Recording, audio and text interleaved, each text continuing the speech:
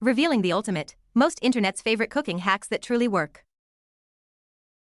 Life hack: place a glass of water in the microwave when reheating day-old pizza to enhance crispiness. Despite the attempt, using a microwave with a glass of water didn't yield crispy day-old pizza. Opt for the oven for a bit more time but better results.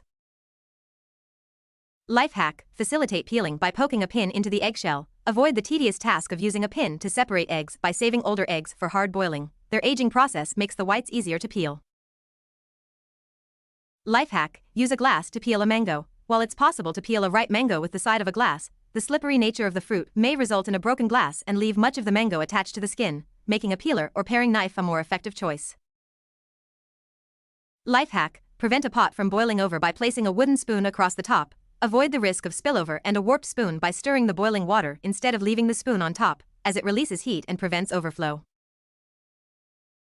Life hack: make sure to have this on hand. Baking soda's gentle abrasiveness and odor-removing qualities make it a versatile solution for various kitchen issues, including grimy pans, stinky trash cans, and clogged drains, all at an affordable and accessible price.